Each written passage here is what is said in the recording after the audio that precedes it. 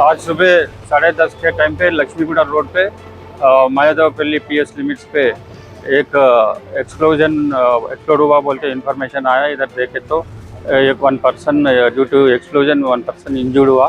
सुगुनाराम बोल के ये पुजारी, वो साफ सफाई रोड के ऊपर साफ सफाई करने के टाइम पे वो एक्सप्लोड हुआ। उसको इमीडिएट तुरंत सनराइज हॉस्पिटल शमशाबाद को शिफ्ट करे उसको, और हम लोग ये बॉम्ब डिस्पोजल टीम बुलाए।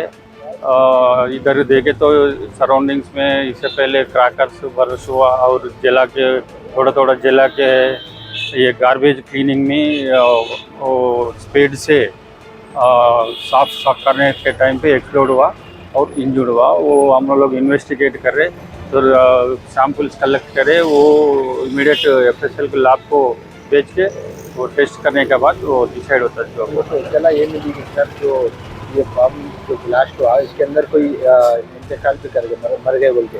नहीं है, वो कुछ भी नहीं है। उन्होंने एक आउट ऑफ डेंजर है, वो सिंपल खाली ब्लीडिंग इंजरी हुआ जो पुजारी थे ना वो। हाँ, वो पुजारी कम पूरे काम का पूरे देख लेते, वो देखभाल कर लेते। Thank you.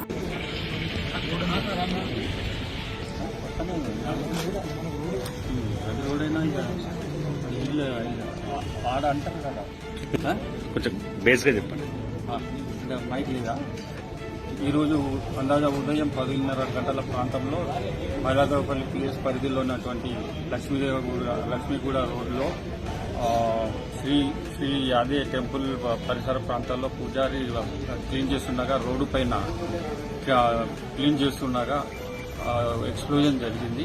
చిన్న అది దానికి సంబంధించి ఆ ఎక్స్ప్లోజన్ సంబంధించి క్లీన్ చేస్తున్నటువంటి వ్యక్తికి చిన్న గాయమైంది.